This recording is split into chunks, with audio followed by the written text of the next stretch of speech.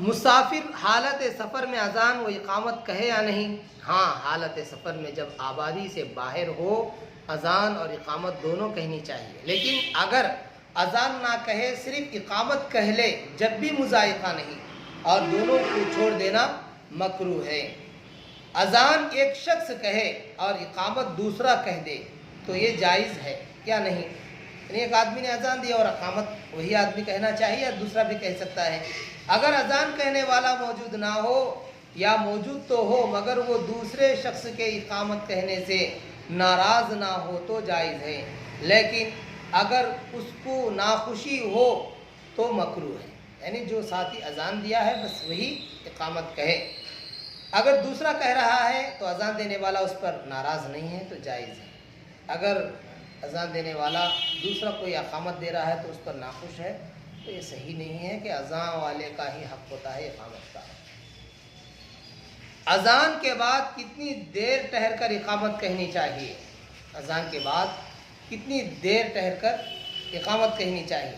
مغرب کی اذان کے سوا اور سب وقتوں میں اتنی دیر ٹہرنا چاہیے کہ جو لوگ کھانے پینے میں مشغول ہوں یا پاخانہ پیشاب کر رہے ہوں وہ فارغ ہو کر نماز میں شریک ہو سکیں، اور مغرب کی اذان کے بعد بقدر 3 آیتیں پڑھنے کے ٹھہر کر تکبیر کہے۔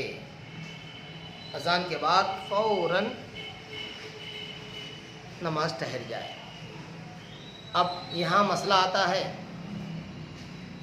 بعض لوگ سنتیں پڑھتے ہیں، ہاں نبی سے ایک بار سنت پڑھنا ثابت ہے، ایک بار زندگی میں پڑھنا بھی سنت ہے، لیکن یہ لوگ جو پڑھتے ہیں بس اسی پر ان کا عمل ہے۔ اذان اور اقامت کے انابت کسے کہتے ہیں؟ اس کا کیا حکم ہے؟ اذان اور اقامت دونوں کی اجابت مستحب ہے،